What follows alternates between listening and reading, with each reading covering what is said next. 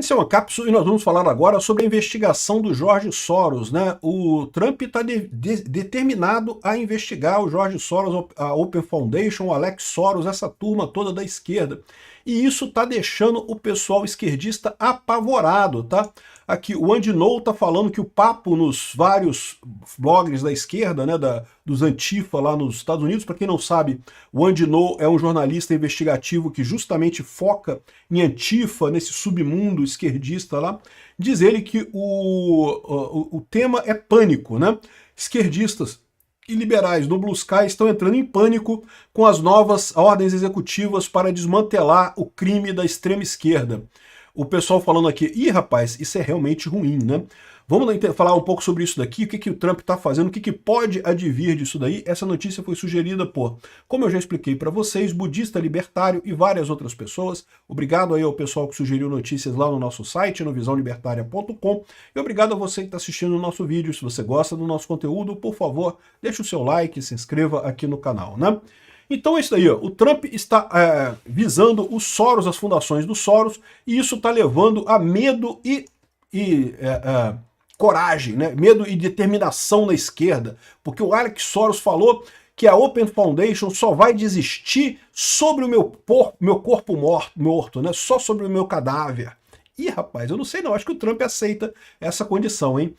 Mas, enfim, vamos ver o que vai acontecer nessa história. O que aconteceu alguns dias atrás, né? O Trump ordenou o Departamento de Justiça americano para criar um grupo de procuradores para investigar as funções do grupo do George Soros. Há muito tempo já se tem essa ideia de que o George Soros é pelo menos uma das muitas instituições esquerdistas que ajuda os antifas e outros grupos esquerdistas radicais no mundo inteiro, né? E veja, como eu sempre disse para vocês, eu não tenho nada contra esquerdistas financiarem organizações de esquerda. É direito deles, da mesma forma que é direito do pessoal da direita financiar pessoas que sejam favoráveis à direita, né? Ou seja, o cara é de direita, quer financiar um grupo que amplifique a voz dele, que coloque as pautas de direita, é perfeitamente razoável, tanto de um caso quanto do outro, né? Agora, a questão toda é que a Antifa, vocês sabem, é uma organização bastante questionável. Não é uma organização meramente de propagar ideias. Propagar ideia é uma coisa. Os protestos da Antifa são extremamente violentos, aliás, que o diga o Andy Ngo, o próprio Andy Ngo, que é o jornalista que desvenda esse submundo da Antifa. Ele já foi atacado várias vezes, já temeu pela vida dele, só foi salvo porque conseguiu correr e se refugiar num hotel lá em Portland, né, lá em Oregon, né? Portland é uma cidade que é a base da Antifa lá nos Estados Unidos. A Antifa, vocês sabem, é uma organização descentralizada. O que quer dizer isso? Não existe um presidente mundial da Antifa que manda em todos os grupos de Antifa, não tem isso. É mais ou menos como a Al-Qaeda, ou como o ISIS, ou como outras organizações dessa forma. Até o Anonymous. O Anonymous, para quem não sabe, não é uma organização articulada, não tem o presidente do Anonymous mundial. O que você tem são vários grupos que se dizem anônimos. Da mesma forma, a Al-Qaeda não tem uma presidência, até teve uma época, né? O líder da Al-Qaeda era o Osama Bin Laden, mas depois que ele foi destruído e coisa e tal, o que sobrou foram várias células independentes que você tem em vários lugares. A Antifa funciona assim também, você tem células independentes, várias células totalmente independentes que se dizem Antifa, então todo mundo usa o mesmo rótulo, mas são muito diferentes. Algumas células Antifa, de fato, só têm o papel de protestar, de fazer protestos e coisa e tal. E esse pessoal, eu não tenho nada contra isso, acho que eles têm o direito de fazer do jeito que eles acharem melhor. Se for meramente fazer protesto, questionar, né, isso não tem problema nenhum. A questão toda é que você tem nesse universo da Antifa, desde isso daqui até células que são basicamente terroristas mesmo. Que primeiro você tem os protestos violentos, né? Eu fiz um vídeo lá no meu outro canal, no Ancapsu Classic, né? Qual que é a diferença entre a Antifa e os fascistas, né? E basicamente é nenhuma, porque a Antifa ela justamente surgiu para combater os fascistas e usando as mesmas ferramentas dos fascistas. Ou seja, eles se organizam e fazem protestos violentos. E tem toda uma organização ali, o pessoal que vai marcado com vermelhinho, verdinho, amarelinho. Os amarelinhos são os comandantes de um determinado protesto. Os verdinhos é a galera que vai lá só para protestar e fazer número. A ideia é que esse pessoal vai lá mais para proteger os vermelhos, que é o pessoal que vai, de fato, fazer os ataques violentos, né? Então tem toda uma estratégia para eles fazerem esse tipo de coisa. Outras coisas bem interessantes, por exemplo, eles só fazem protestos presenciais, só organizam esses protestos presencialmente. Não tem nada de mandar cartinha, de mandar SMS, de mandar grupão. Vamos fazer um grupão para organizar um protesto? Mas, meu amigo, esse pessoal é esperto, cara. Eles fazem esse protesto há muito tempo, não é pessoalmente. E tu vai num lugar que todo mundo deixa o celular na entrada, tem detetor de metal, tu entra, deixa o celular na entrada ali, e aí vai ter a reunião, vão conversar as coisas ali. Não tem esse negócio de, vamos fazer um grupo aqui no WhatsApp para coordenar um golpe. O golpe, Grupo Verde e Amarelo, como é que é? Punhal Verde e Amarelo, ou Copa do Mundo 2022, ou Festa da Jandira, não é um negócio desse? Que era a organização que o pessoal fazia, né? Cara, a primeira coisa que você tem que jogar fora é isso. Não se planeja nada desse tipo por internet. Você planeja nos lugares, né? Você vai lá em Portland, é uma livraria famosa, né? É livraria, sebo na parte de baixo e Antifa na parte de cima. E o pessoal chegava lá, deixava o celular e coisa e tal, subia e aí tinha reunião lá e conversava e negociava e decidia as coisas ali e pronto.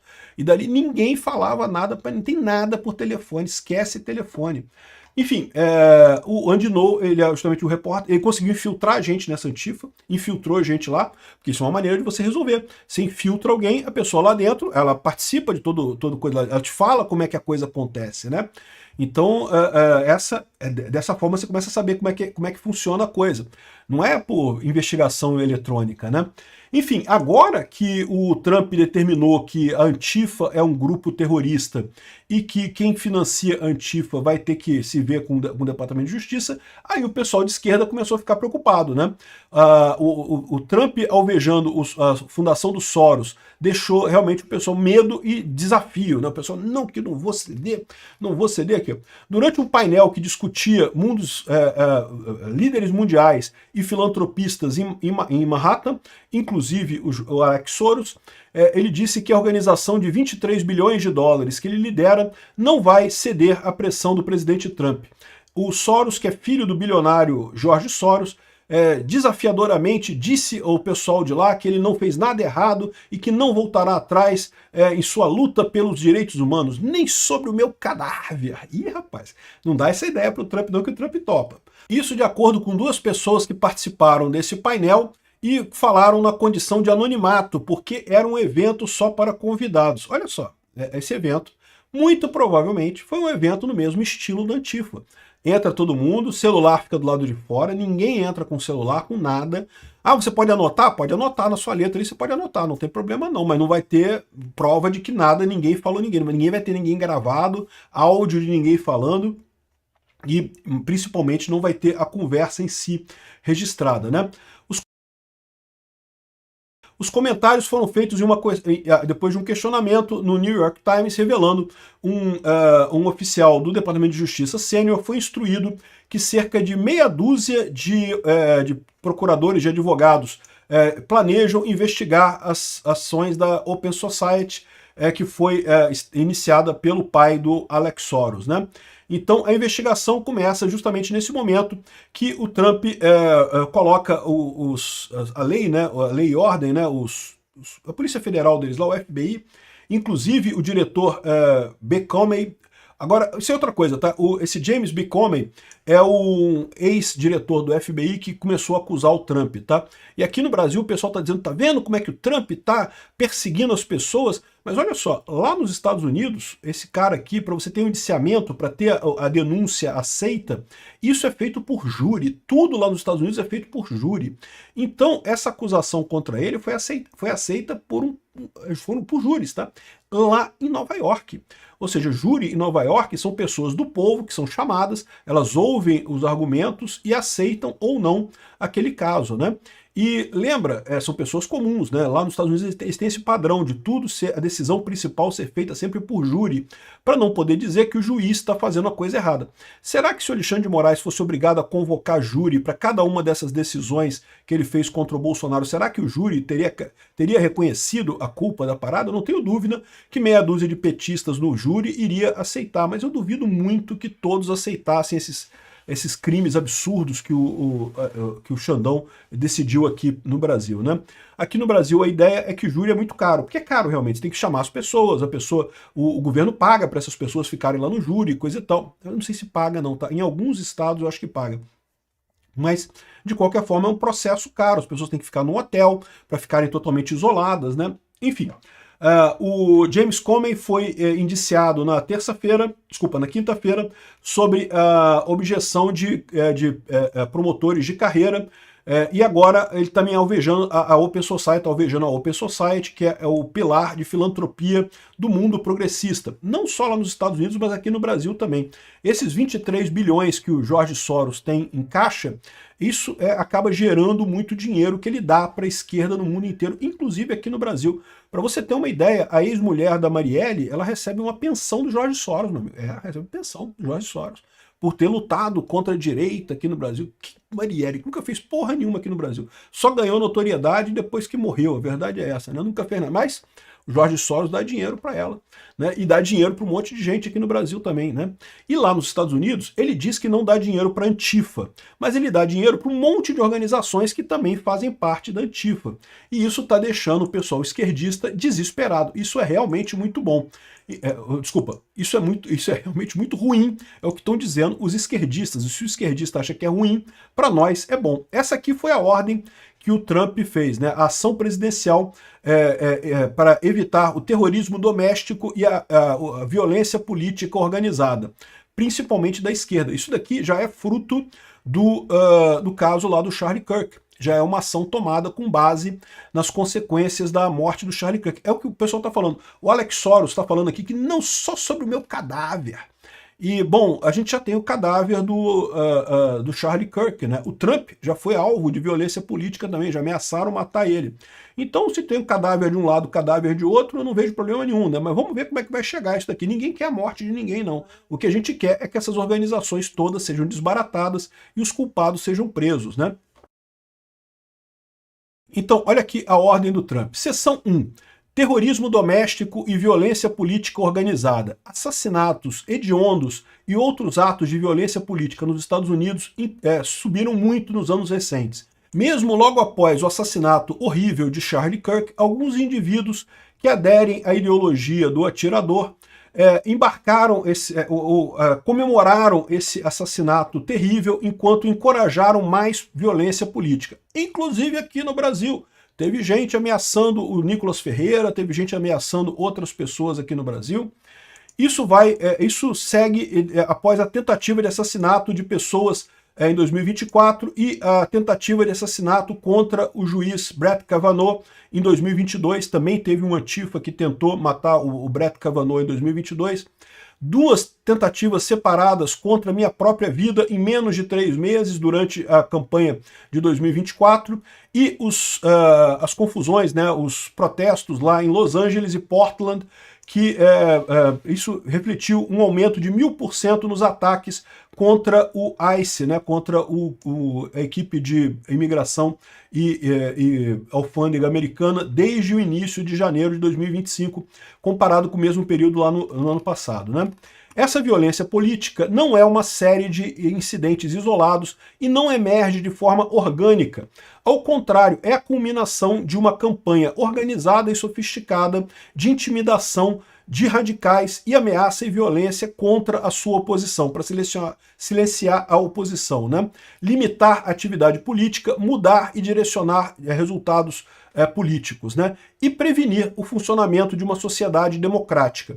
Então o que ele está dizendo aqui é que é lógico que essa violência toda tem método, funciona, tem uma coisa por trás nisso daí. Uma nova estratégia para a polícia que investiga esses participantes dessas teorias de terroristas inclui estruturas organizadas, redes e entidades e origens de fundo, né, financiamento, e que praticam essas ações que estão por trás dela. Isso é requerido, ou seja, uma nova estratégia é requerida para investigar essa galera toda que está por trás disso daí, né?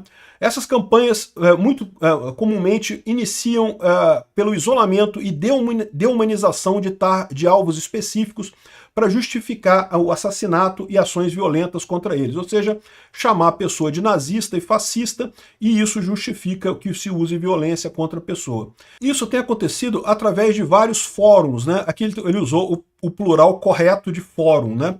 O plural de fórum é fora, né? Assim como o plural de currículum é curricula.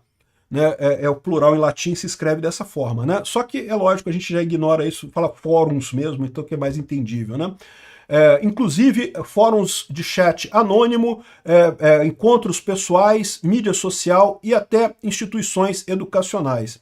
Essas campanhas, então, elas escalonam através de doxing, né? O que é doxing? É o ato de você revelar informações pessoais de pessoas ou empresas envolvidas em alguma coisa.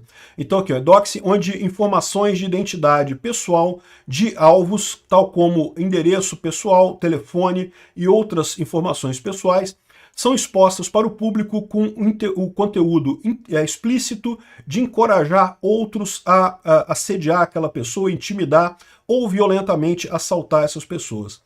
Como é no caso de vários agentes do ICE em Los Angeles que sofreram doxing, e também o objetivo dessas campanhas podem ser obstruir as operações do governo federal, bem como as investigações de imigrantes, né?